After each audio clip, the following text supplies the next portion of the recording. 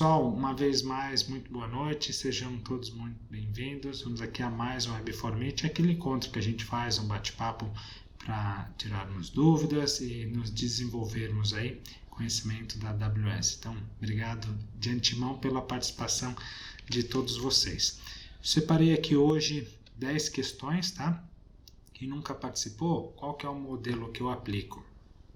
Como nas videoaulas só eu que fico falando, eu tento inverter. Aqui no Web4Meeting vocês mais falam e eu busco complementar, trazer novas ideias, rememorar alguns serviços que vocês porventura possam ter esquecidos ou mesmo acrescer novas informações, tá? Então eu separei aqui 10 questões, vocês podem ver que são questões em inglês, questões de simulados. Aí qual que é a didática que eu vou aplicar? Eu vou ler essa questão, tentar fazer ali uma tradução em português em tempo real, tá? E aí depois vocês me ajudam respondendo aquelas que vocês acham correta e depois a gente discute um pouquinho por que você escolheu essa opção, se está correto ou não. O que eu vou fazer aqui, em termos de tentar traduzir isso para português, é só uma questão didática, tá? A dica que eu dou para vocês no exame de certificação é leiam em inglês e pensem em inglês, porque no momento do exame, se a gente ficar tentando traduzir todas as palavrinhas, a gente perde muito tempo. Então lembrem dessa mecânica. Diogo, eu não consegui entender, lendo e pensando tudo em inglês, esse conjunto. Ok, aí você tenta traduzir aquela palavra específica, tá bom? Mas no exame de certificação em si, leiam em inglês. Aproveitem também aqueles minutos iniciais em que aparece ali na tela questões de política de privacidade, que você não pode divulgar as informações, esse tipo de coisa, para acostumar a sua mente no inglês e acostumar também a sua visão com relação à tela, tá bom?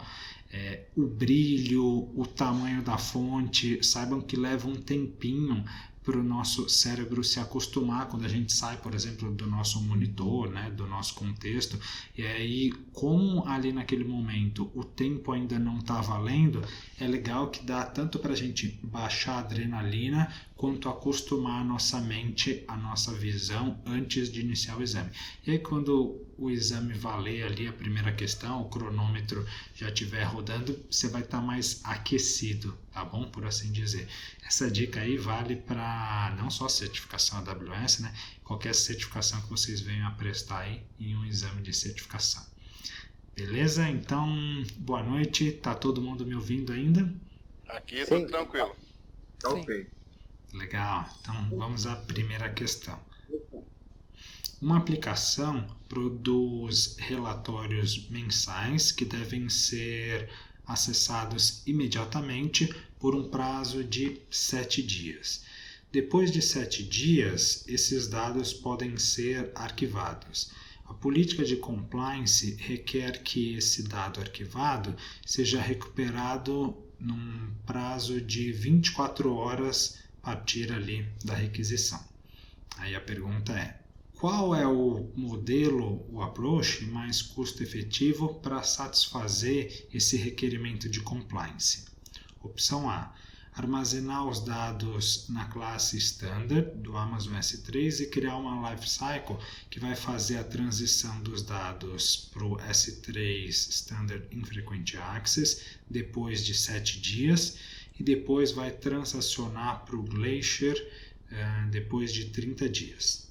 Opção B: fazer o armazenamento dos dados na classe S3 Standard, criar uma regra do lifecycle que vai fazer a transição dos dados para o S3 Infrequent Access depois de 7 dias. Opção C: armazenar os dados na classe Standard do S3, criar uma lifecycle que vai fazer a transição dos dados para o Glacier depois de 30 dias.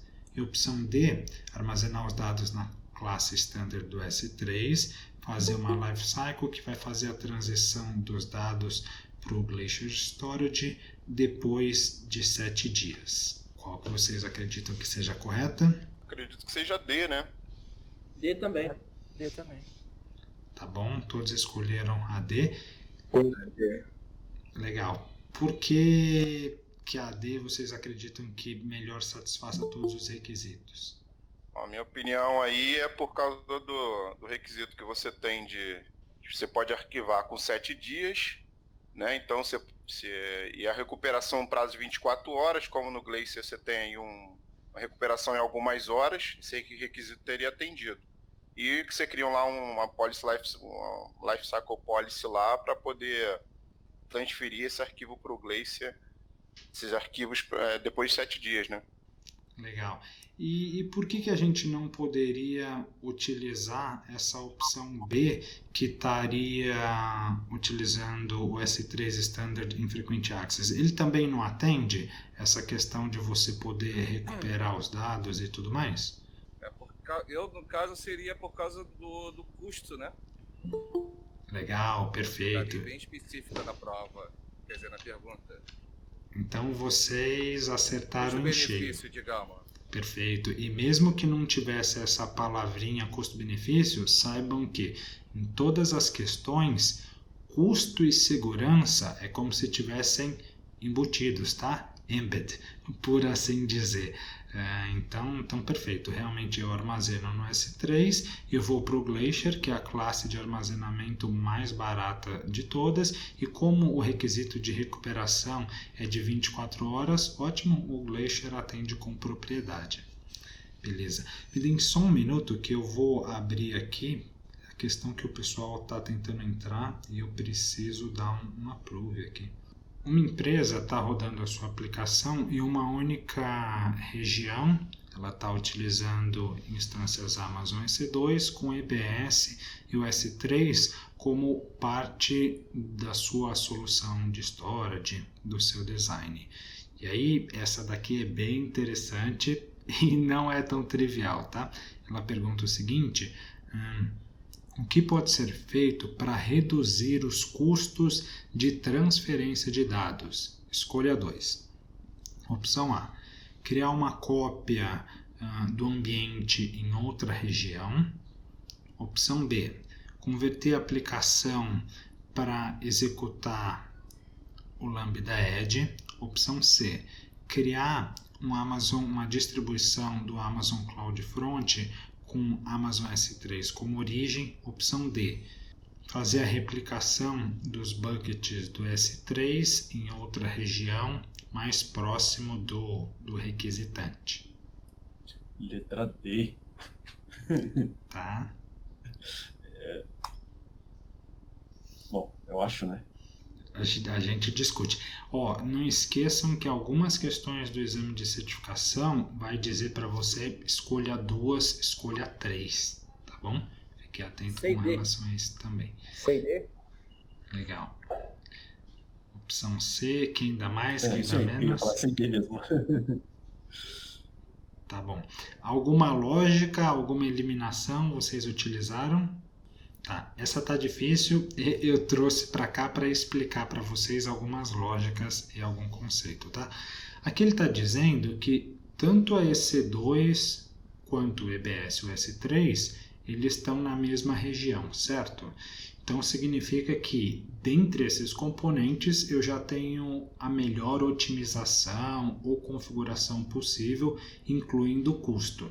Então, se eu estou rodando, por exemplo, o meu workload em uma EC2 aqui em São Paulo e eu subo um S3 na Virgínia, com certeza o custo desse transfer entre a minha EC2 aqui em São Paulo e o S3 na Virgínia vai aumentar. Então não faz sentido, né?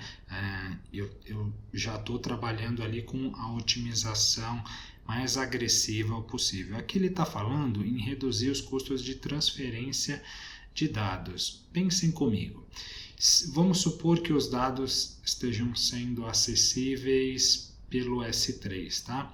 Se eu disponibilizar os meus dados no S3 aqui de São Paulo, e aí eu vou ter ali uma transferência, eu não vou pegar São Paulo porque vocês vão pensar que São Paulo tem custo mais alto, eu vou abstrair isso, tá? Porque para a AWS, essa questão de uma região custa mais ou menos que outra não existem, tá?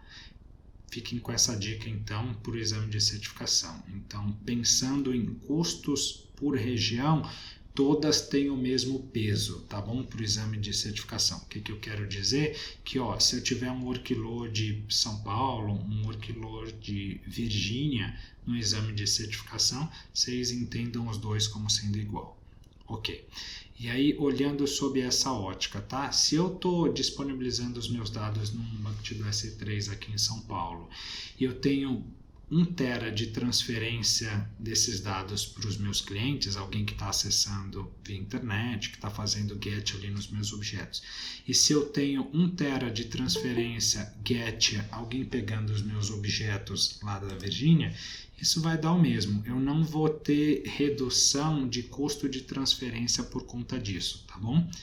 Então, eu criar o meu ambiente computacional em outra região, a gente elimina que não faz sentido. Beleza.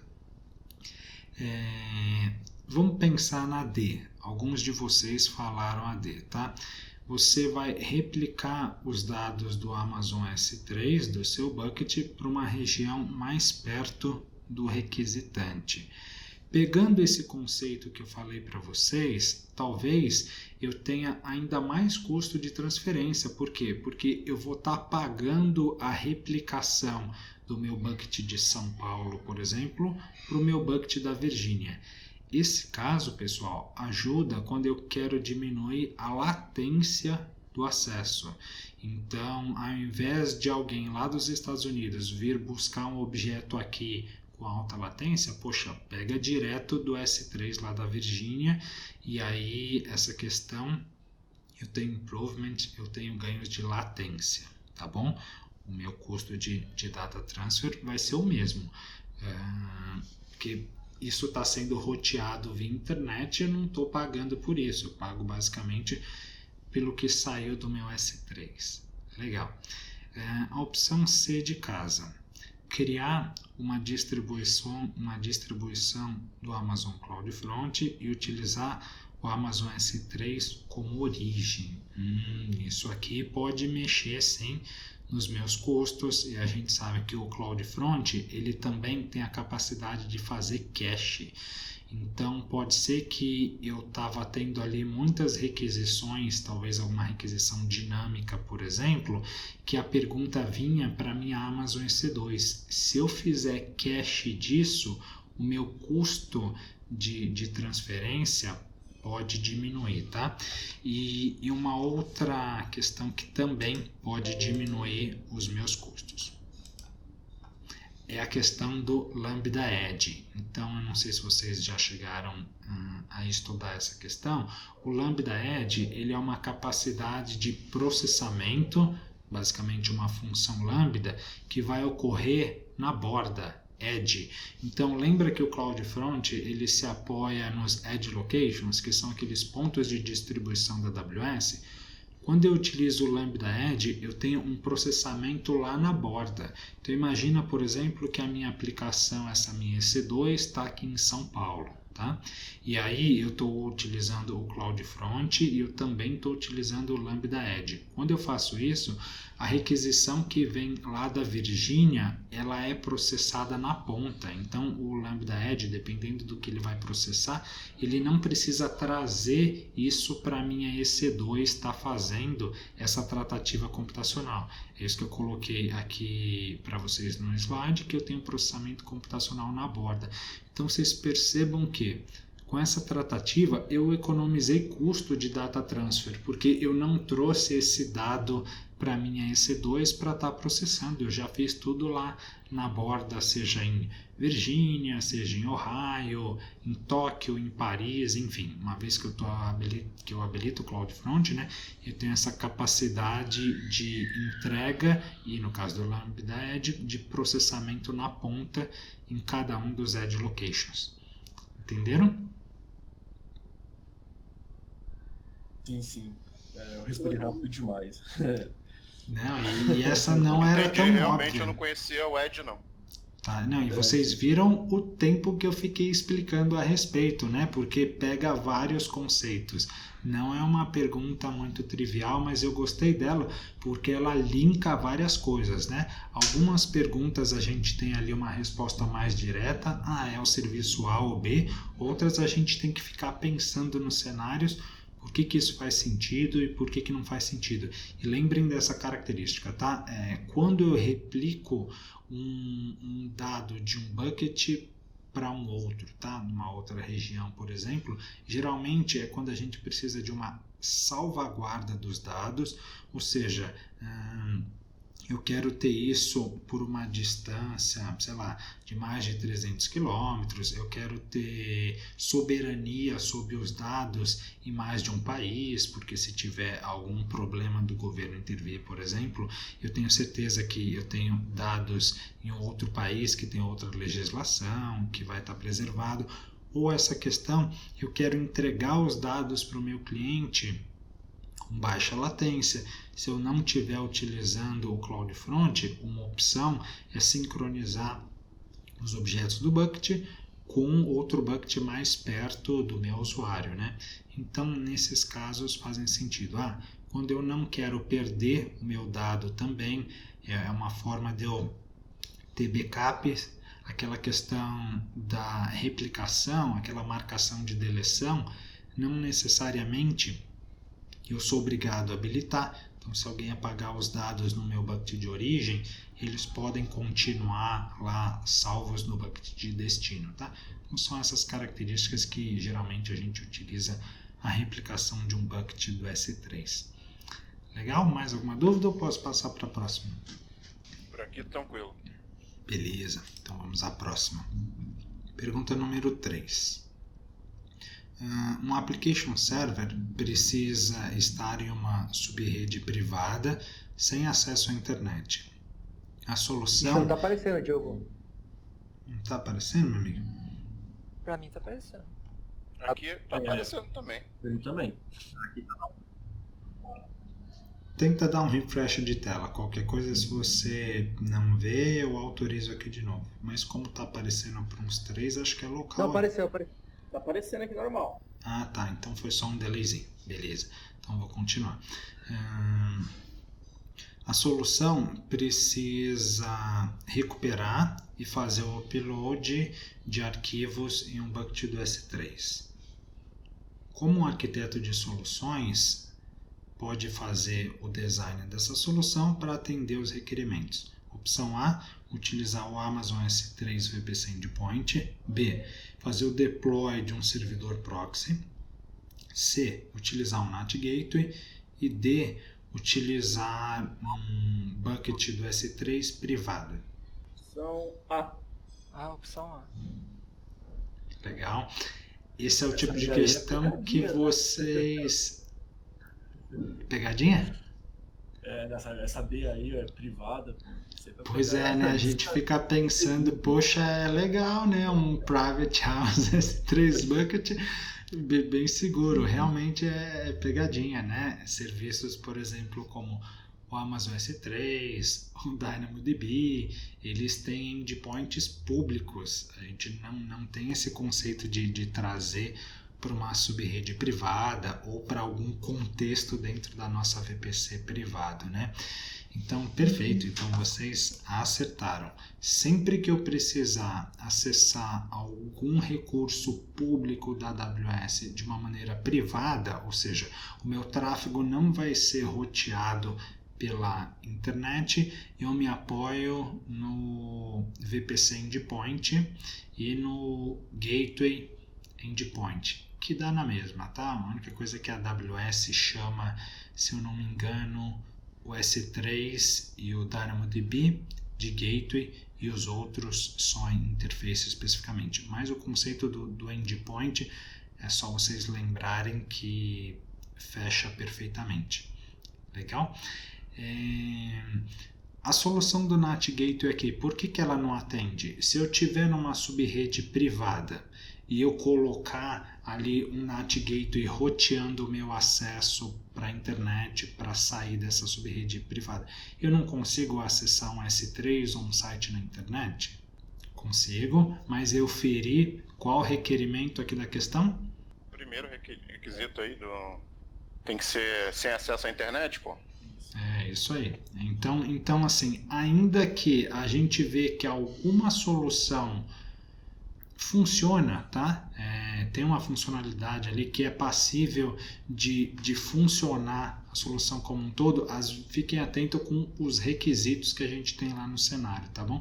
Você não vai ferir algum deles.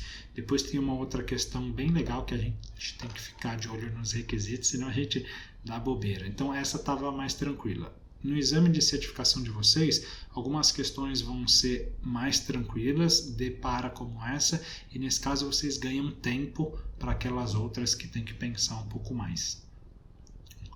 Vamos à questão número 4, essa é um pouco maiorzinha, né? Então, o arquiteto de soluções tem que fazer o design de uma aplicação web que vai ser hospedada na AWS, permitindo que usuários que compraram alguma coisa, que tenham acesso premium, acessem um conteúdo que vai ser compartilhado em um bucket do S3. Depois do pagamento, esse conteúdo tem que estar disponível por 14 dias antes do usuário ter o seu acesso negado. Típico de, eu comprei um novo software, você vai disponibilizar esse software, vai deixar que ele faça o download, né, dentro de um período de tempo específico. Essa é legal.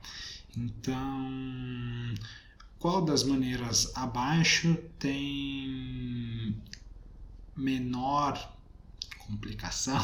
Essa tradução dura, né? É menos complicada, isso.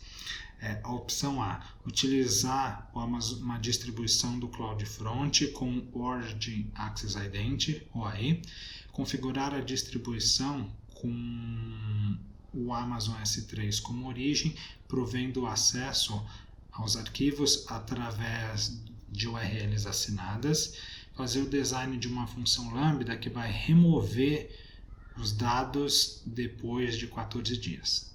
Opção B, utilizar um bucket do S3 e prover acesso direto ao arquivo, fazer o design de uma aplicação que faz o rastreamento da compra através de uma tabela do DynamoDB, configurar uma função lambda para remover o dado mais antigo que 14 dias, baseado em uma query do Dynamo. Opção C, utilizar uma distribuição do CloudFront com o Origin Access Identity, configurar a distribuição tendo o S3 como origem e URLs assinadas para acessar o arquivo. Fazer o design da aplicação para que ela faça o setting de expiração de 14 dias por URI. Opção D, utilizar uma distribuição do Amazon CloudFront com o Origin Access Identity, configurar a distribuição tendo o S3 como origem para prover o acesso ao arquivo através de uma URL assinada, fazer o design da aplicação que vai fazer o setting de expiração dessa URL de 60 minutos e se você precisar, você recria a URL conforme a necessidade. Qual das opções vocês acreditam que seja a menos complicada de implementar? Eu acho que eu iria na C. Me parece menos complicado. Legal. E a resposta de você está correta. Então, sempre que a gente precisar ter algum conteúdo privado que só vai ser disponível, digamos assim, baseado em algum critério, nesse critério é a compra de usuário, a gente sabe que esse bucket do S3 não pode ser público. Então, uma vez que a gente configura ali o Origin Access Identity no CloudFront, ele automaticamente coloca uma política no nosso bucket do S3 que vai permitir que somente essa distribuição do CloudFront é que consiga pegar os arquivos. Ótimo! Então, você resolveu essa questão do S3. E adicionalmente, você vai prover uma URL assinada para os seus usuários. E esse setting da validade, né, desse período, quanto tempo essa URL vai estar válida ali para autenticação e o meu usuário conseguir fazer o download do objeto, obviamente tem que ser essa data de 14 dias, porque o de baixo não faz menor sentido. Poxa, 60 minutos já está dizendo lá em cima que tem que ser 14 dias, para que eu vou ficar criando toda uma lógica complexa que vai gerar uma de 60 minutos? Imagina, aí depois no e-mail a pessoa vai pedir e vai ter que receber um outro e-mail com outra URL, não, complexo. A C atende de uma forma mais clean. Legal, vocês têm alguma dúvida acerca dessa composição, desse contexto que vocês queiram tirar? O Diogo, só essa questão do OAI aí que eu não estou lembrando muito bem, fiquei na dúvida dele. Tá bom. Esse OAI é uma sigla cujo o acrônimo completo, né, é Origin Access Identity. Isso é uma espécie de numeração que a sua distribuição do CloudFront vai ter, tá bom? Então, toda a distribuição do CloudFront é como se ela tivesse uma identidade que é um nome, um número, eu não me recordo se é só número, tá? Mas vamos assumir que seja só número. Então, quando você cria uma distribuição no CloudFront, você vai ter essa identidade que é única. E aí, como funciona isso? Lá no bucket do S3, você cria uma policy ou permite que ela seja criada automaticamente, e essa policy vai dizer assim, olha, para acessar esse bucket ou esse arquivo específico, eu só deixo se vier desse OAI, desse identity, dessa identidade do CloudFront. Se eu criar uma distribuição, eu vou ter um ID diferente do seu. Então, se eu tentar chamar o seu bucket, ele vai dar um deny porque não veio dessa distribuição que você autorizou, que é a sua, tá bom? Então, basicamente, Origin Access Identity é identificação da origem ali do CloudFront, quem está vindo buscar os objetos. É como se fosse um ID específico da sua distribuição do CloudFront. Bacana, perfeito. Obrigado. Legal. Alguém tem mais alguma dúvida, pessoal? Não, eu tinha a mesma dúvida, mas já foi sanada. Legal. Não, é por isso que eu incentivo vocês a perguntarem, a falarem, porque às vezes é a mesma dúvida, às vezes na minha explanação surge uma informação adicional que o amigo não conhecia, né? É bom. Agora eu tenho uma pergunta para vocês. Além do Signed URLs, eu posso trabalhar com Signed Cookies? Isso, muito bom. É bom que deixa o vídeo bonito, hein? Alguém está estudando aqui. Muito bom, é isso aí. Ou a gente trabalha com Signed URLs ou Signed Cookies. Aí uma pequena dica de vocês, não necessariamente é questão de exame, compensa eu trabalhar com Signed URLs quando eu vou dar acesso a um objeto específico, tá? Porque aquela URL vai dar match com um objeto do S3. Mas se eu quero dispor muitos objetos para o meu usuário, vamos supor que, sei lá, esse caso de uso aqui, ao invés de um arquivo, de um software que ele vai baixar, vamos supor que ele comprou, por exemplo, uma série de vídeos. Naruto. Alguém pirateou, baixou todos os Narutos lá em Full HD, tascou num bucket do S3, quer vender. Nesse caso, compensa, não porque é ilegal, tá bom? Mas é só um exemplo aqui. Eu trabalhar com Signed Cookies, porque esse cookie assinado, ele pode dar permissão e autorização para muito mais coisas. Então, só para vocês entenderem aí, se algum dia vocês forem trabalhar com essa questão, de onde que compensa eu ir por um caminho ou por outro, basicamente a quantidade de objetos que você vai dispor. Se é mais de um cookie faz mais sentido. Aí o seu cookie ali, ele vai estar válido, ele está assinado, e aí ele consegue listar o que ele precisa, baixar mais de um objeto. Beleza? Show. Questão número 5, pessoal. Uma aplicação faz o armazenamento dos dados num Amazon RDS MySQL. Essa base de dados primariamente consiste de consultas do tipo leitura. E ela está experimentando um overwhelm, né? Talvez uma sobrecarga da base de dados atual. Qual solução um arquiteto de soluções vai prover para escalar essa base de dados, esse database? Ou qual combinação de passos podem ser realizados para atingir esse objetivo? Selecione 2. Opção A. Eu vou estar adicionando a minha instância do MySQL Database em um grupo de autoscaling. Eu vou estar migrando do MySQL Database para o Amazon Aurora. Eu vou estar migrando do MySQL Database para o Postgre. Eu vou estar criando réplicas de leitura em diferentes zonas de disponibilidade. Ou eu vou estar criando um LB, um Application Load Balancer. Esse silêncio sepulcral me deixa apavorado, hein? Eu iria ali, migraria para o Aurora e colocaria no autoscaling da vida, né?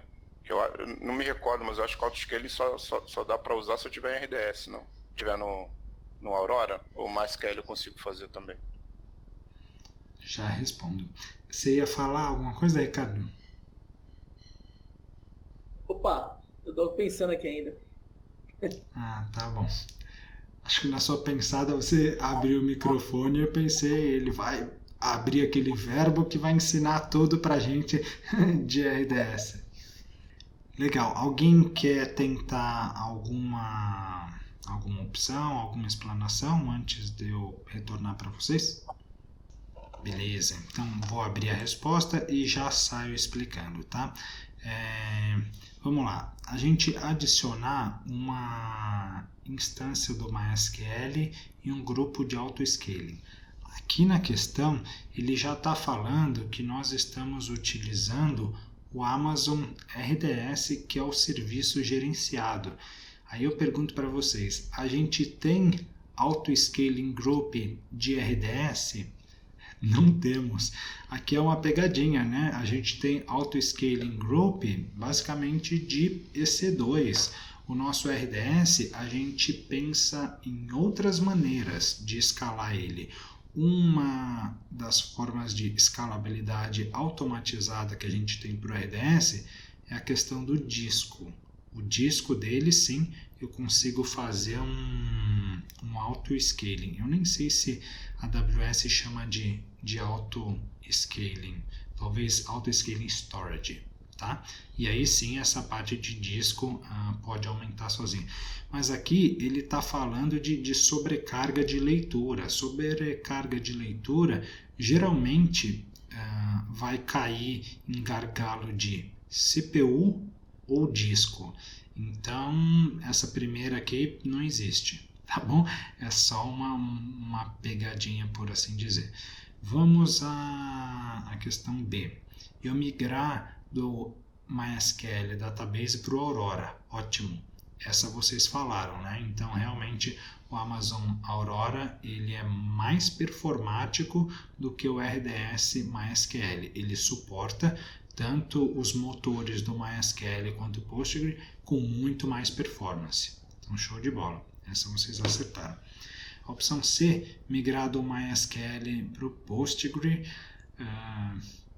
não tem nenhum indicativo que isso aqui nos daria mais performance, tá bom?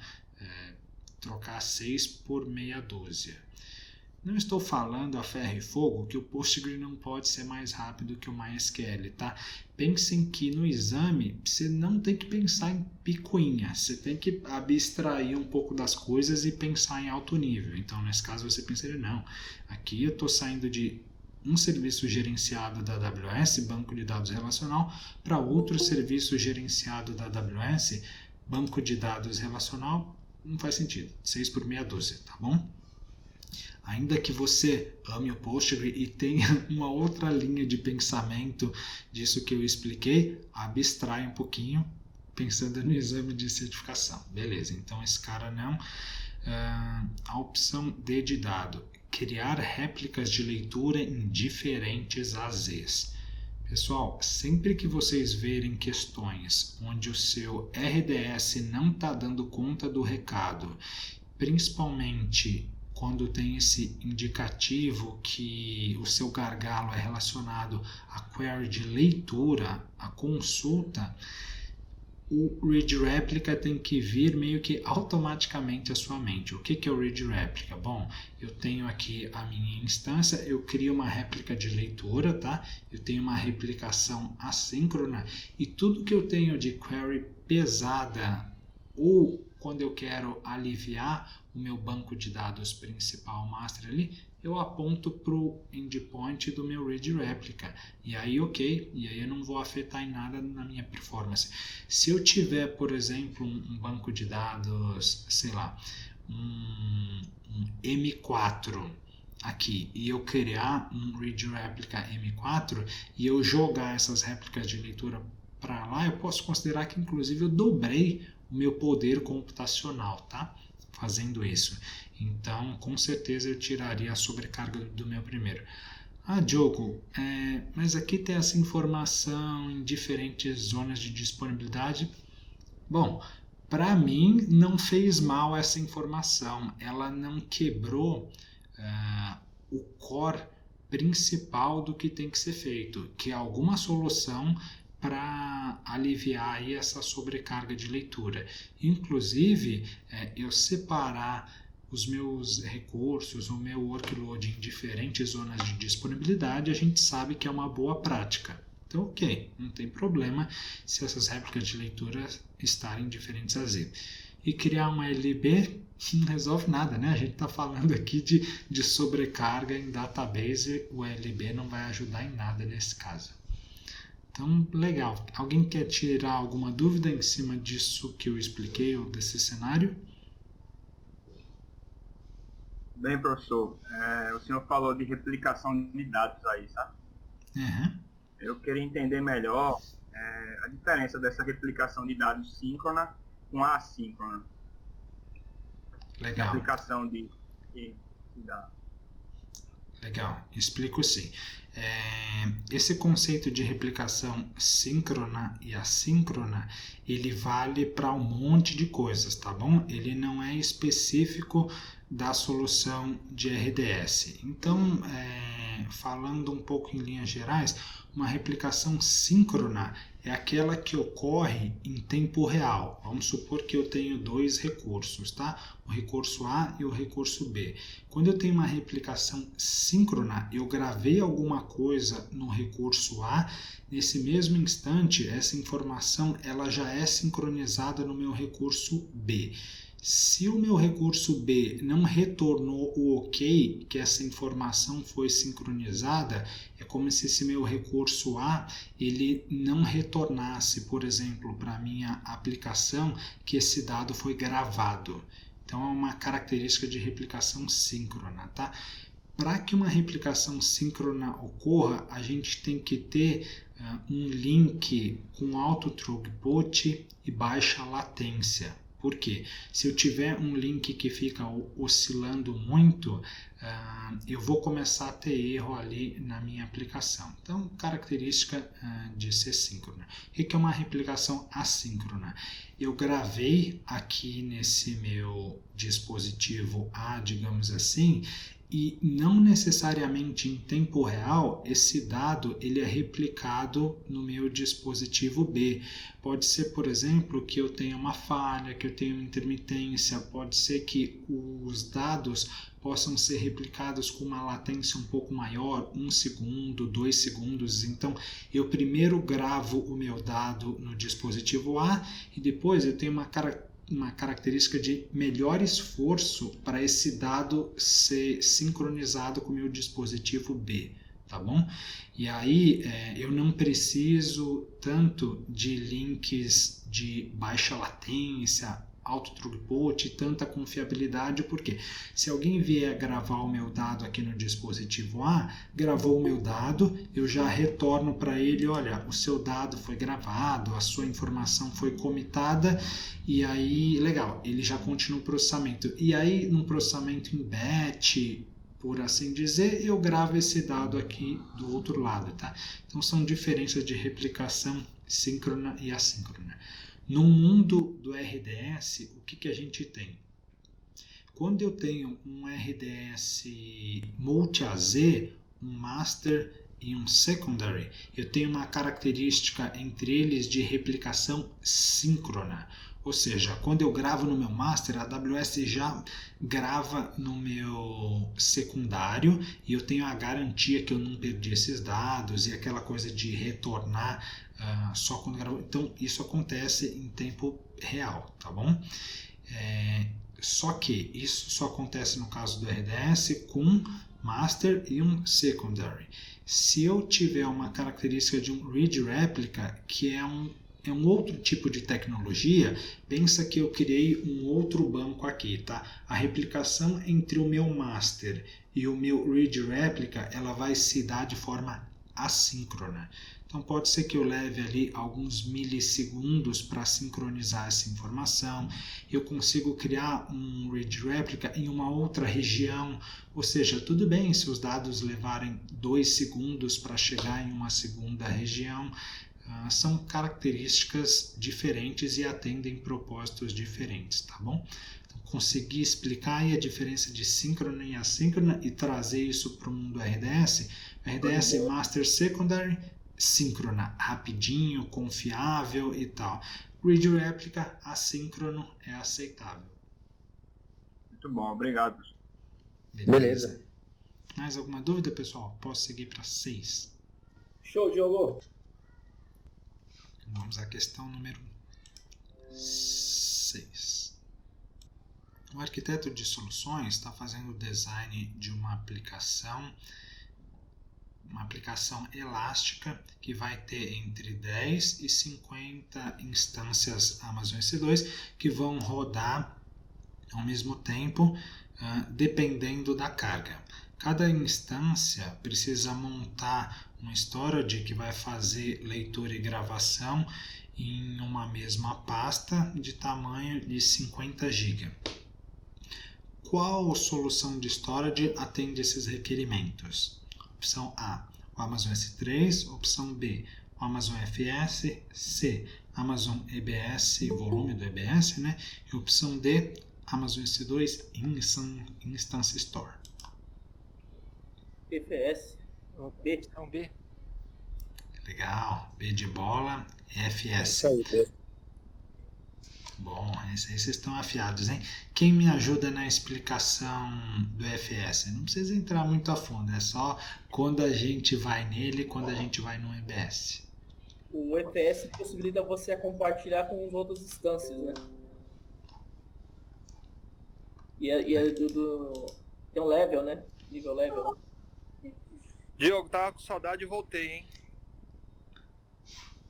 Tudo bom, Robson? já tenho tempo, né, meu amigo? Seja bem-vindo aí. O melhor curso de AWS do Brasil. Bom, Robson sempre me dando muita força. Até lá no AWS Summit, teve lá, né? Pra dar uma força presencial. Fico feliz. Ó, falei do seu curso de AWS até na Colômbia que eu fui, hein? Então é isso que estava esquentando a orelha, hein? Já essa questão aí saindo do Brasil, não esperava. Mas, bom, fico feliz. Obrigado pela força, meu amigo. Legal, então retornando aqui, pessoal, é isso mesmo, tá? O FS, ele é um tipo de serviço da AWS, o qual a AWS nos entrega basicamente ali um NFS gerenciado, né?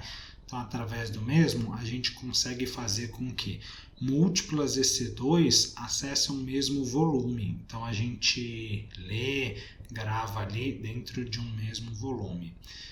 Aí eu pergunto para vocês, a gente conseguiria fazer isso, por exemplo, com S3? Se sim, o que mudaria? Eu já jantei, então posso esperar o tempo que for necessário. Pode chutar. Vou dar um chute aqui. Imaginei que teria que colocar todo mundo na mesma VPC aí para acessar o S3, não? Tá, mesmo que o pessoal tiver em VPC diferente, acho que eles conseguem acessar o S3 porque o S3 ele é um serviço público, né?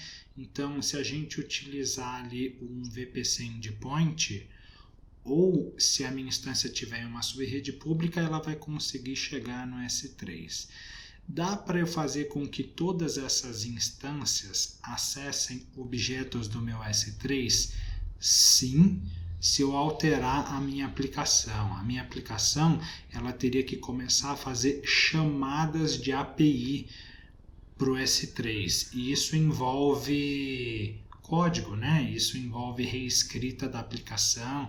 Então não é algo muito simples e trivial, mas daria para a gente atender também se a aplicação conseguisse falar via API.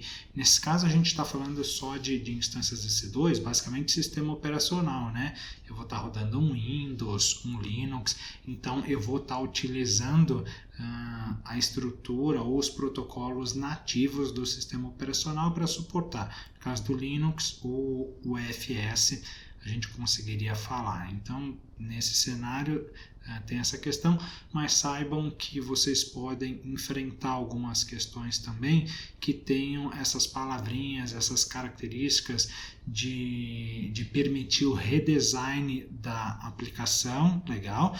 Então, isso dá abertura para com que eu code a minha aplicação e ela consuma objetos do S3 através de chamadas de API, ótimo, ou vocês vão encontrar questões em que aparecem características de que você não pode alterar a aplicação ou que você tem que ter um mínimo esforço, um mínimo impacto, e aí você desconsidera, por exemplo, fazer uma aplicação, chamar um objeto do S3, tá bom?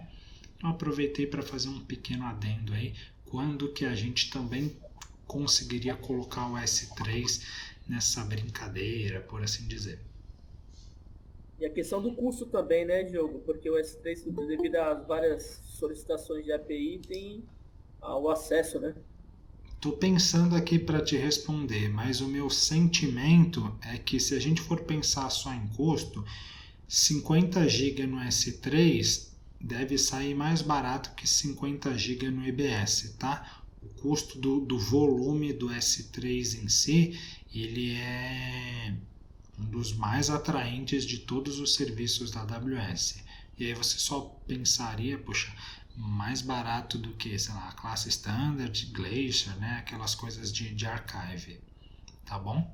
Okay. Mas eu entendi a sua linha de raciocínio. Por exemplo, o número de chamadas de API, você tem um custo que no caso do EBS você não teria esse custo. Sim, não deixa de ser verdade. Mas isso é muito deep dive para você pensar numa questão, tá bom? E um projeto, com certeza, vale a pena você pensar. Poxa, quantas chamadas de API a minha aplicação vai fazer no S3? Uma coisa é se ela fizer 100 mil, outra é se ela fizer 10 milhões. Então é algo que realmente você tem que começar a se preocupar e colocar ali na ponta do lápis, né, para ver o que compensa mais e tal. No caso do FS, você vai ter que pensar também ali na cobrança de transferência de dados, que também tem um valor, principalmente se você atravessar em multi-AZs, né? Você tiver ali com o seu point em uma Z e chamar em outra, mas isso é muito questão de projeto dia a dia, foge um pouco das questões de certificação, tá bom? Quem quer tirar mais alguma dúvida desse cenário? Ô Diogo, tem o formato também, FSX também, né? Tem. Nesse Web4 Meeting de hoje eu não trouxe nenhuma questão do FSX, mas pensem nele com um conceito parecido com o FS, tá? E que vocês conseguem utilizá-los exatamente no Windows. Ok. Ele utiliza, se eu não me engano, aquele protocolo de transferência padrão da Microsoft, não é? SMB. Isso. Perfeito, é o SMB. O NTFS ele está no nível de bloco, de formatação de disco. É isso. Legal, então vou passar para a próxima. Show. Mas perfeito. Se ele aparecesse aqui também, falando de instâncias Windows, seria ele, tá bom? Com esse mesmo conceito de múltiplas EC2 acessarem o mesmo volume. Perfeito. Obrigado, Diogo. Valeu. Vamos à questão número 7. São 10 questões, tá, pessoal? Então, a questão número 7. Um arquiteto de soluções está fazendo o design de uma aplicação e ele espera um tráfego de milhões de usuários. O arquiteto precisa pensar em uma opção de armazenar os dados de sessão. Qual opção vai prover mais performance? Já responderam. Mas eu vou ler aqui, tá bom? Pro vídeo ficar bonito e didático. Mas tá certo. O A, o Amazon Elasticache. O B, o Amazon RDS. O C, o Amazon S3 e o Amazon FS. Dentre todas essas, o A é o mais performático.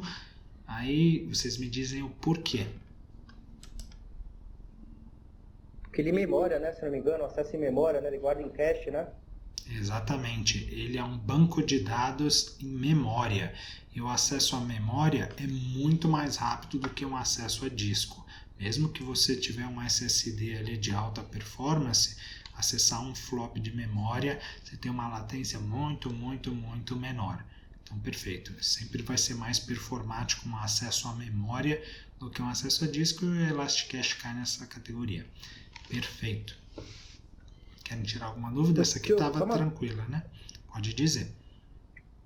Ele tem 2 tipos, né? Que acho que é o Redis e o main cache, né? Se não me engano. Isso. São motores diferentes, né?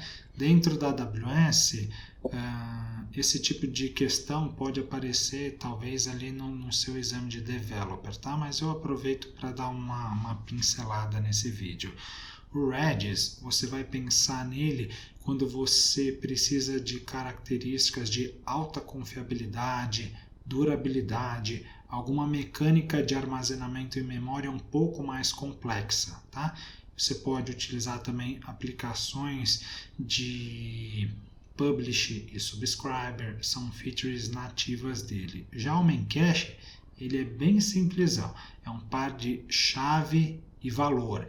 Ele não tem, por exemplo, características de multi-AZ, de uma cópia dos dados. Se você perder ele, ele apaga tudo em que tem em memória. Então, ele também é bom, mas é um motor, é um propósito de uso diferente, tá? E aí, para um exame de certificação ou algum projeto que vocês forem participar, é só lembrar dessas características. Poxa, o dado de sessão que eu vou armazenar ali, ele tem que ter muita durabilidade. Se eu perder a minha máquina primária, eu tenho que ter uma forma de ainda ter esses dados, ok? Você vai para o Redis, não, eu estou subindo um WordPress que eu tenho ali, por exemplo, a página do meu blog, do meu jornal, e ela é bastante acessada, é uma informação simples, tudo bem, se eu perder essa máquina, eu populo o cache novamente com a informação, legal? O Elasticache pode te suprir com bastante propriedade também. O Elasticache, salvo engano, ele tem a característica também de ser multi-thread. Ele se aproveita melhor dos vários núcleos do processador para acessar as informações também, tá? E o Redis, ele também tem características nativas de funções geoespaciais, tá? O que é isso? É basicamente algum processamento que ele tem na própria mecânica. Se eu estiver utilizando um aplicativo de geolocalização, onde eu quero fazer pooling dos dados do meu motoboy se deslocando e tal, você pode resolver isso melhor com o Redis por conta desse processamento geoespacial que você pode se aproveitar ali de umas features nativas dele. Tá bom? Ok, Diogo. Obrigado. Tá bom? Fui muito a fundo. Lembra para a prova de certificação, se você precisar de confiabilidade... Isso. E no Memcache você consegue fazer backup dos dados, ter redundância multi-AZ. Beleza? Maravilha. Com Redis, né? Falei certo. Isso, é com Redis e Memcache mais simples. Beleza. Valeu. Vamos à questão número 8. Uma empresa está fazendo o launch de um site dinâmico e o time de operação espera um aumento do tráfego de até 10 vezes em uma determinada data. Esse website é hospedado em instâncias Amazon EC2 e esse tráfego é distribuído pelo Amazon Route 53. O arquiteto de soluções precisa assegurar que você tem capacidade o suficiente no seu back-end para atender a demanda dos usuários. O time de operação quer escalar para baixo é uma péssima tradução, né? Ele quer fazer o scale down, ele quer diminuir o seu poder computacional o mais rápido possível depois desse launch. Qual vai ser a solução mais custo-efetiva e solução tolerante à falha que vai atender esses requisitos da empresa? Escolha 2. Opção A, fazer o setup de um Application Load Balancer que vai distribuir esse tráfego entre múltiplas EC2. Opção B, criar um alarme no Amazon CloudWatch que vai enviar um e-mail através do SNS quando uma instância EC2 experienciar uma carga pesada. Opção C, criar uma função lambda que vai monitorar a carga no site a cada 5 minutos e utilizar um AWS SDK para criar uma nova instância se o website se a carga for maior que 2 segundos, se a carga no website for maior que 2 segundos.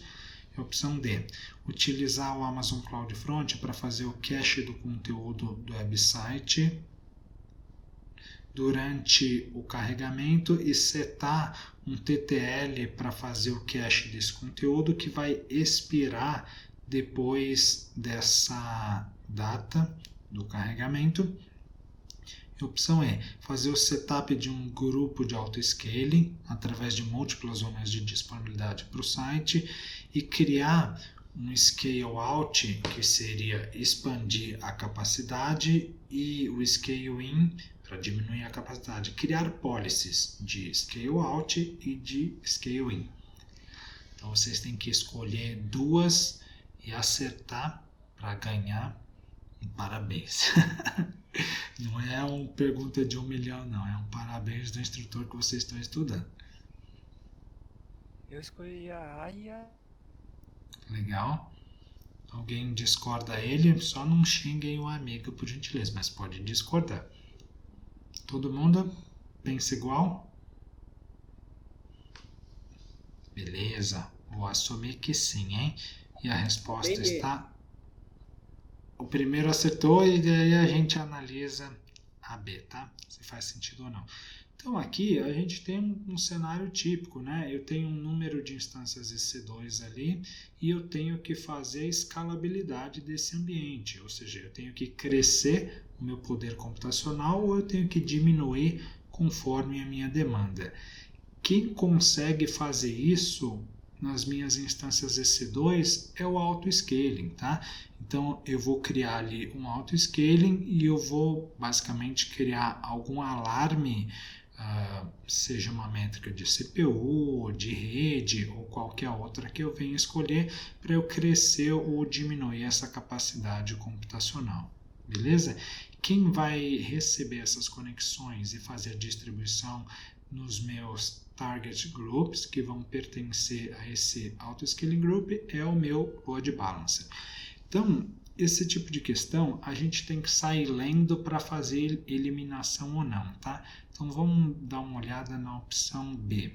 Criar um alarme do CloudWatch que vai enviar um e-mail através do SNS quando as instâncias EC2 experienciarem um tráfego pesado. Até a questão de criar um alarme no CloudWatch está correta, mas esse alarme deveria ser utilizado pelo meu auto-scaling, por exemplo, e não necessariamente mandar um e-mail. Você mandar um e-mail para algum time dizendo, olha, a EC2 está com alta carga, isso não resolve em nada, isso é tratativa manual, isso não ajuda. A gente tem que ter uma resposta automatizada para o que está ocorrendo no nosso ambiente, tá bom? Então, por conta disso, a gente descarta B. Opção C, ela funciona, mas ela não é nada prática, não é nada operacional. A gente já tem serviços que resolvem isso muito bem, então não compensa eu criar uma função lambda que fica validando alguma coisa e a partir dessa resposta eu tomar alguma ação. Lembrem-se que serviços gerenciados que já têm features que possam atender aquele meu cenário, eles são preferíveis do que você tentar fazer qualquer solução customizada, tá bom? Essa é uma dica de ouro que eu também dou para vocês em qualquer exame de certificação da AWS. E a opção D está utilizando o CloudFront para fazer cache enquanto as instâncias sobem, alterar o TTL. Isso é duro, ruim, não ajuda em nada, não resolve o nosso problema, tá bom? Quem vai resolver bem esse problema de subir e descer máquina é basicamente o auto-scaling. Então, realmente, a opção A e a opção E são as que melhor atendem aqui o nosso cenário, beleza? Alguma dúvida ou posso seguir para a 9? A nossa penúltima. Legal, estamos seguindo para a nossa penúltima questão. Um cliente tem uma aplicação que vai ser utilizada por talvez outros clientes dele fora da AWS. Alguns desses clientes utilizam um firewall legado que não permitem trabalhar com whitelist através de resolução de nome de DNS. Mas essa whitelist deles permite que você trabalhe com endereço IP. A aplicação atualmente está disposta, foi feito o deploy em 2 zonas de disponibilidade e cada uma dessas instâncias EC2 tem um Elastic IP Address. Esse cliente quer que somente 2 IPs dessa lista branca, dessa whitelist, sejam acessíveis, mas somente 2 EC2 não suportam essa quantidade de tráfego, beleza? E aí, o que um arquiteto de soluções tem que fazer para suportar esses requisitos, permitindo aí adicionar mais capacidade? Então, note aqui que o requisito é que você trabalhe só com 2 endereços IPs, ok? Então, vamos lá. Questão A. Você vai criar um Network Load Balancer com uma interface em cada subnet. E vai assinalar um endereço IP estático em cada uma dessas subnets. Opção B. Você vai criar instâncias EC2 adicionais, mas vai deixar elas em standby. E vai remapear o Elastic IP para essa instância standby se você tiver qualquer evento de falha. Opção C. Você vai estar utilizando o Amazon Route 53 baseado em peso, com uma política de round robin através dos Elastic IP, desses endereços IPs, para resolver um a um ali em tempo real, quando alguém fizer essa pergunta, essa consulta de DNS. Opção D. Você vai adicionar instâncias EC2 com Elastic IP e vai registrar elas no Route 53. Opção E. Você vai fazer a troca das instâncias EC2 para um grupo de auto-scaling e você vai registrar elas no Network Load Balancer. Nós temos duas opções, né, que fazem match nesse cenário. Quais seriam? C e E. Falaram C e E. Quem dá mais? Quem dá menos? Todo mundo? Iria nessas no exame de certificação? Beleza, eu vou dar a resposta e depois eu quero que vocês digam o que não entendeu, hein? Porque esse silêncio gera muita dúvida. Aproveite esse momento para sanar, para esclarecer. O momento de tirar dúvidas e errar é agora. E a resposta que eu escolhi, e a gente vai validar se é a correta, é a opção A e a opção E. Então aqui, pessoal, basicamente o cliente ele quer trabalhar só com 2 endereços IPs, tá? E hoje ele tem 2 Elastic IP que está associado a 2 instâncias. Só que essas 2 instâncias elas não estão dando conta da carga. Você tem que trabalhar com mais de 2 instâncias. E aí se eu colocar uma terceira instância com outro Elastic IP Address, eu feri essa questão de você só trabalhar com 2 endereços IPs, tá? Porque o firewall lá do meu cliente, eu só quero passar 2 IPs para ele colocar lá na whitelist, que é a lista branca de permitidos, tá? Então, tenho isso em mente. Aí a gente vai ver as opções aqui. Então, a opção A, ele fala em criar um Network Load Balancer com uma interface em cada subrede e assinalar um endereço IP estático em cada uma dessas interfaces ou subredes. Legal, isso parece me atender, tá? Por quê? Uma vez que eu estou trabalhando com Network Load Balancer, eu coloco esses 2 IPs estáticos e vocês concordam comigo que abaixo dele eu posso criar 2, 3, 5 instâncias conforme eu precisar. E essas instâncias elas vão subir muito provavelmente com endereços IPs privados e isso vai ser transparente para o meu cliente. Então, me parece uma boa opção. Vamos ver as outras aqui. Criar instâncias EC2 adicionais e deixar ela em standby. Isso daqui funciona, mas o problema disso é que eu continuo só com 2 EC2. Então, ele já está dizendo que 2 EC2 não suportam a carga que eu preciso. Então, eu já corto a B. Essa B funcionaria para um cenário de queda da minha instância, a instância travou e tal, mas ela não me provê escalabilidade, ela só me provê algum mecanismo de failover. Vamos ver a opção C. Utilizar o Route 53 baseado em peso e uma política de load robin entre esses múltiplos endereços IPs que vão resolver um de cada vez. Vocês concordam comigo que nesse caso eu não estou fazendo um mapeamento de nada para nada? Então imagina, por exemplo, que eu tenho 3 instâncias, tá? Vamos supor que a carga aqui que ele atende. Se eu colocar algum IP lá, basicamente o Route 53 ele vai resolver um nome para um endereço IP, ok? Ou ele vai resolver um nome para um outro nome. Como isso vai me ajudar com que eu faça o balanceamento nas minhas instâncias? Não dá. Seria muito custoso. Eu teria que, por exemplo, quando subir uma EC2, eu pego o nome público dela, eu crio um lambda que vai registrar isso no meu Route 53 para eu fazer uma carga. E mesmo assim, isso não resolve, porque, poxa, se essa instância cair, eu teria que fazer isso com outra. Tem a questão do TTL, do cache do cliente. Não dá. É complexo e não resolve. Opção D.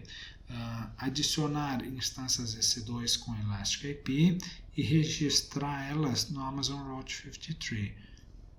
Funciona, mas eu feri a questão de só 2 IPs, tá bom? Eu vou colocar uma terceira, eu vou colocar uma quarta e eu saio dos 2 IPs. E o último de baixo resolve a minha vida também, se eu casar com a opção A, porque pense aqui, ó.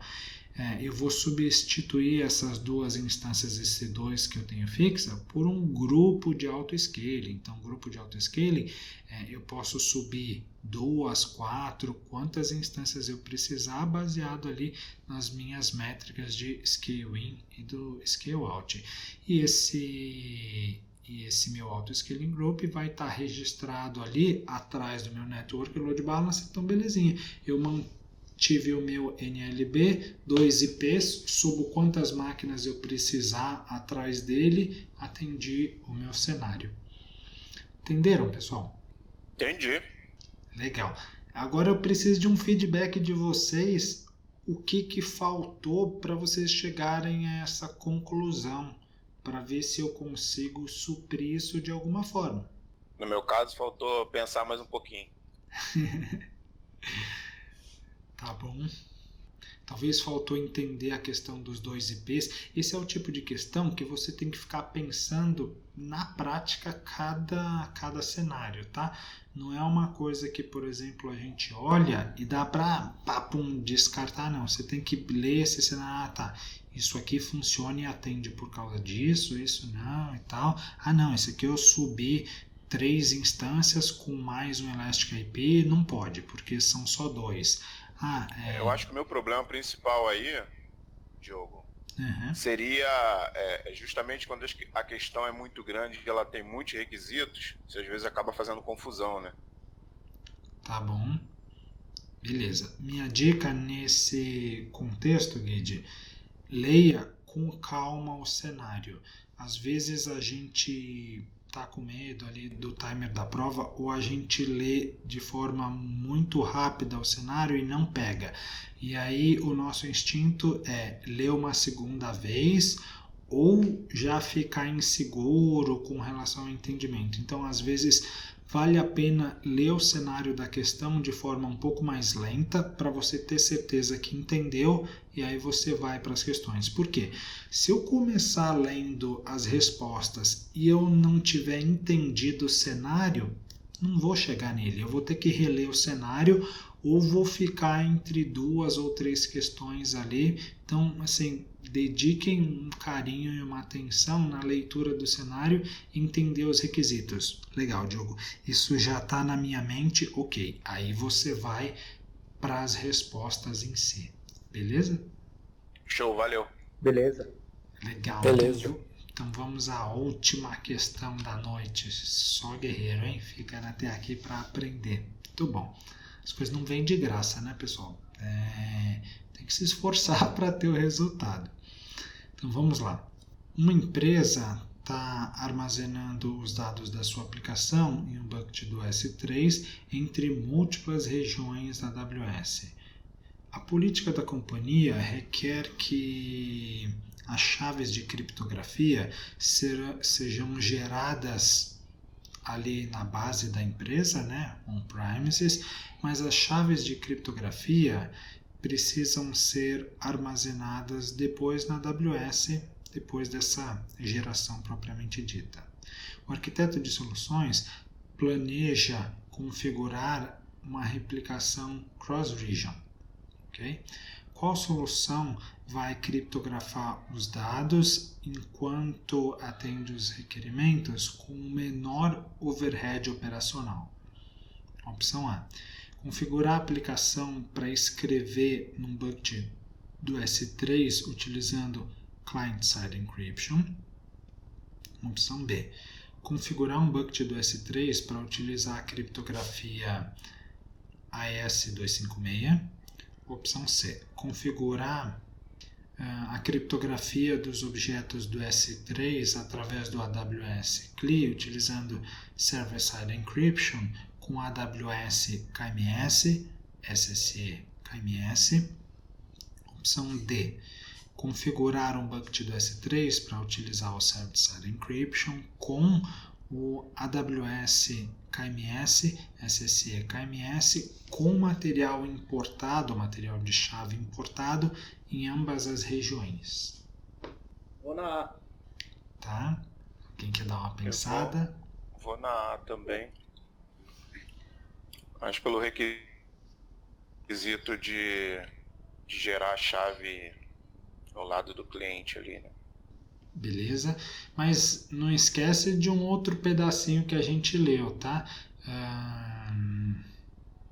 Você vai gerar a chave do lado do cliente, mas essas chaves criptográficas podem ser armazenadas na AWS após a geração. Então ele deu essa abertura, tá? Eu iria nascer. Tá? E além disso, ele diz que a gente tem que atender essa solução de criptografia com um menor overhead operacional. Então, beleza. Quem foi nascer? Eu também vou nascer. Também. Eu falei. Jason, foi você que falou primeiro? Foi. Beleza. Por que você imagina que a C seja uma boa opção? Então, porque você vai armazenar, depois que você vai armazenar no KMS. Aí no caso o KMS vai ficar na AWS. Tá bom? Eu pensei dessa forma. Tá correta a sua linha de raciocínio. Qual a diferença entre a C e a D? Ó, eu vou tentar ajudar, tá? Me parece que a C e a D, as duas, elas estão considerando utilizar a mesma tecnologia que é o Server-Side Encryption, KMS, tá? Então, as duas utilizam essa mesma forma de armazenamento de chave criptográfica. Mas na D, ele fala que a gente pode importar o material da chave em ambas as regiões.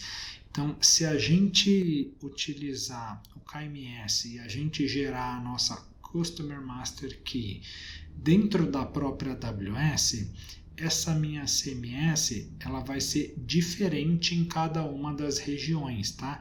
E aqui ele já dizia que, olha, eu quero gerar a chave aqui no meu próprio data center e depois de gerada no meu data center, ela pode ser importada para a AWS.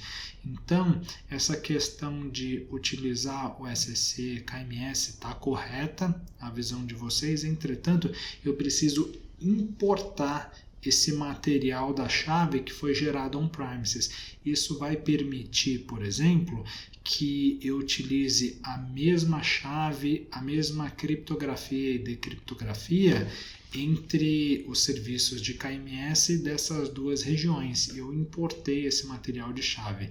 Inclusive, vamos supor que se eu pegar ali na mão, estou elucubrando um pouco, tá? Mas se eu pegar o conjunto de discos da AWS que tem essa do S3 que foi criptografado com essa chave, eu em teoria conseguiria decriptografar ele porque é o mesmo material de chave que eu tenho no meu ambiente on-premises ali, tá?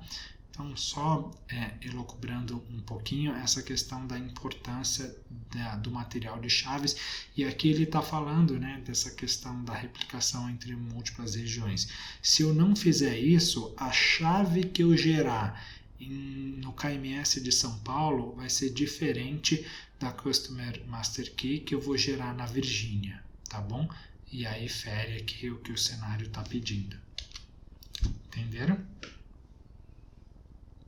Por que a não seria a melhor solução para esse cenário? Poxa, Diogo, se eu utilizar o Client-Side Encryption, ok, eu posso pegar essa chave que eu gerei aqui no meu data center, mas nesse caso eu vou ter mais overhead operacional, porque eu vou ter que mexer na minha aplicação para ela chamar, por exemplo, algum SDK de criptografia da AWS, alguma biblioteca. Então, eu vou ter um esforço porque a criptografia eu vou começar a fazer localmente, on-premises, e eu vou ter que recodar a minha aplicação para isso.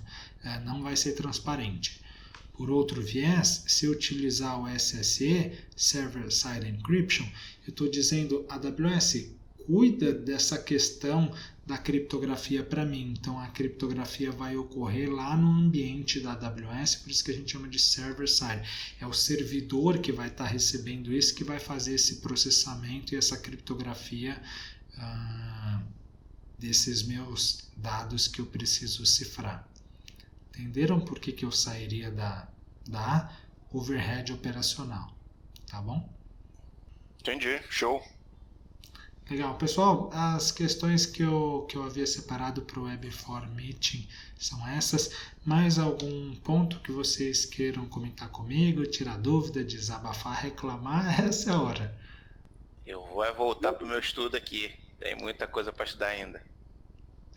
Que bom. Isso é um bom sinal. É um sinal que o seu investimento valeu a pena, né? Porque sentar assim, poxa, eu já sei tudo que tem nesse curso, eu já sei tudo que é falado nesses Web4 Meeting, aí não dá, né, pô? Tem que valorizar. Pô. Ainda tem os outros para assistir ainda, cara. Achei muito legal o formato, vou pegar, vou assistir. Eu vou vindo seguindo os módulos, né? E depois vou assistir os que estão disponíveis aqui na plataforma. Legal. Inclusive, eu coloco eles como parte do curso porque eles complementam muita coisa e eu não repito as perguntas entre eles, tá? Então fica bem completinho. Então, por exemplo, hoje a gente não falou de Kinesis, a gente praticamente não falou de Lambda, API Gateway, e aí você vai encontrar outros Web for Meeting em que essas questões foram abordadas. Então eu busco fazer algo bem abrangente que realmente se completam.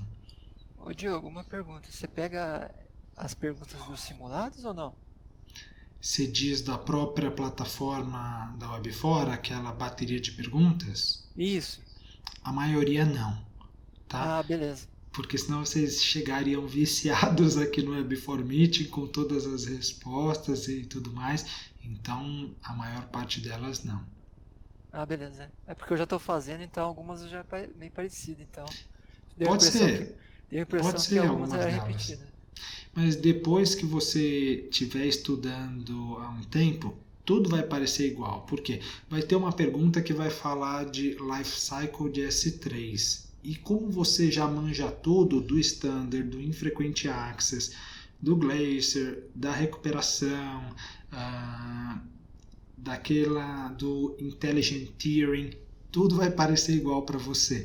Ah, Diogo, a questão de, sei lá, de escalabilidade, auto-scaling, o SQS, tamanho da fila também vai parecer. Porque de tanto que você estuda isso, o RDS, Elasticache, que são as perguntas mais comuns. Eu tô com essa impressão. Uhum, Faz é um isso. tempo que eu tô estudando pra prova, então... É isso. Inclusive, quando eu vou montar o Web for Meeting para vocês, que eu olho uma questão, a impressão que eu tenho é que já expliquei, já passei tudo isso com vocês. Aí eu fico realmente validando tudo, se já viu ou não, mas é isso mesmo. Isso é ótimo, tá?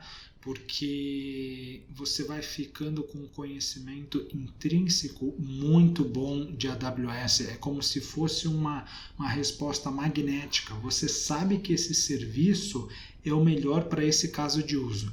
E depois, quando você for trabalhar nas empresas, isso dá uma diferença gritante em termos de projeto, do que você sabe e do que você vai prover de solução, perto do que às vezes o pessoal que está lá. Às vezes o pessoal não tem tempo de estudar, fazer um curso mais completo, e aí as coisas são meio erradas, meio, digamos assim, escolhidas sem pensar em todas essas questões de melhores práticas e arquiteturas. Isso faz fora das melhores práticas. Exatamente, aí faz diferença. É isso que eu tento verter para vocês, tá bom? Se eu conseguir um pouquinho disso, eu fico feliz. Ah, beleza, só isso, Leandro. Obrigado, hein? Valeu. Mais alguma dúvida? Deixa eu Podemos... perguntar. Diga. Você vai fazer também o curso para developer ou só vai ficar no arquiteto? Eu já fiz essa promessa de lançar o curso e por conta de tempo feri o prazo que eu tinha em mente, tá? É algo que sim, eu comecei a desenvolver, Robson, mas eu não consigo me comprometer com relação a prazos, esse tipo de coisa que está corrida. Mas está no meu roadmap sim, meu amigo. Pô, valeu então. Beleza, mais alguma questão, pessoal? Então tá bom, uma vez mais, obrigado aí pela presença, pelo apoio de todos vocês, uma boa noite e a gente se vê no próximo tópico. Boa Tchau, noite, pessoal. Valeu, galera. Boa noite aí. Tchau, tchau. Até o próximo tópico. Valeu, tudo de bom, pessoal. Um grande abraço. Abração, Diogo.